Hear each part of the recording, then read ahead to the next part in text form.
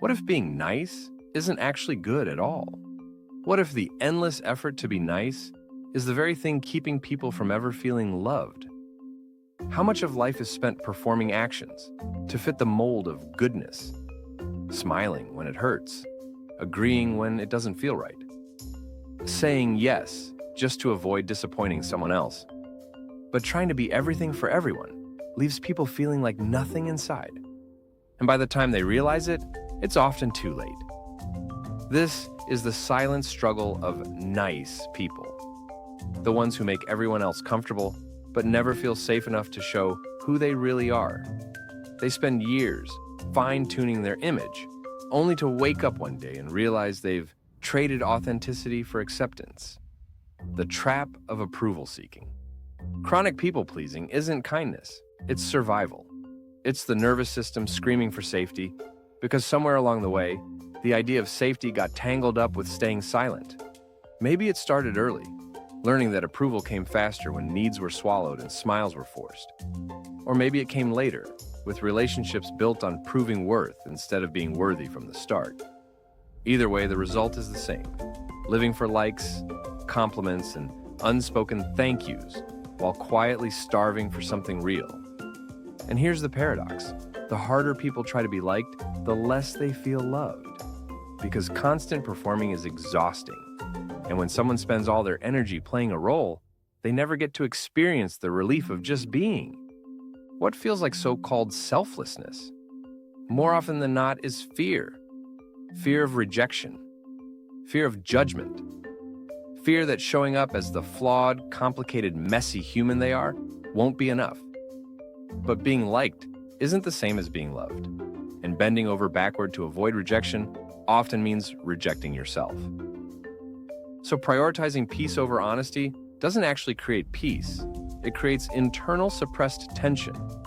Tension that's like an active volcano, like smiling on the outside while screaming on the inside. Avoiding conflict by being nice all the time doesn't protect relationships. It poisons them.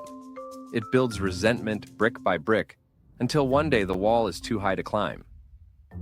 And the scariest part? Most people don't even notice it happening. They don't notice the tiny sacrifices of identity, agreeing to plans they don't want, laughing at jokes that sting, biting their tongue when their heart is begging them to speak. They don't notice how those small self-betrayals add up until they're so far from themselves they can't remember who they were before they started shrinking. But this isn't the end. This is the red flag that points to a way out of this nice mess. The illusion of being good. For most people pleasers, being good has become a full-time job. It means never saying the wrong thing, never disappointing anyone, never being too loud, too needy, too anything. But being seen as good often means being invisible. It means ignoring boundaries, suppressing emotions, and shape-shifting to fit expectations. And guess what? That's not goodness. That's exhaustion. Real goodness is showing up whole. Flaws, strengths, and everything in between. It's saying no without guilt. It's having hard conversations, even when it's awkward. It's valuing honesty over peace and growth over comfort. So, what now? What happens next? That's the only question left. It's simple. Stop living like someone else's version of who you should be. Speak the truth, even if your voice shakes. Even if it means losing people who were only there for the disguise you'd been wearing all this while. Set boundaries, even if it makes you feel selfish at first. Because boundaries aren't walls, they're doors. They let the right people in and keep the wrong people out. Let yourself be seen, raw, vulnerable, imperfect. Because love isn't about earning approval. It's about being accepted for exactly who you are. And most importantly, don't wait. Don't wait until burnout forces you to stop. Don't wait until all relationships sour. Don't wait until you're so far from yourself that you forget the sound of your own inner voice. Start today. Start now.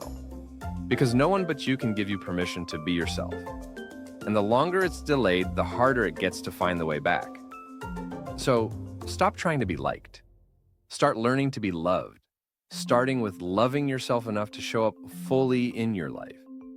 Because the world doesn't need more nice people. It needs more real ones. And that starts with you. So be sure to subscribe, and if you want a deeper dive into why you chase validation so much and how you can stop and take back control, watch this video right here. Remember, take one small step today, whether it's saying no to something that doesn't feel right, speaking up in a tough moment, or even something as simple as journaling about where you've been holding back.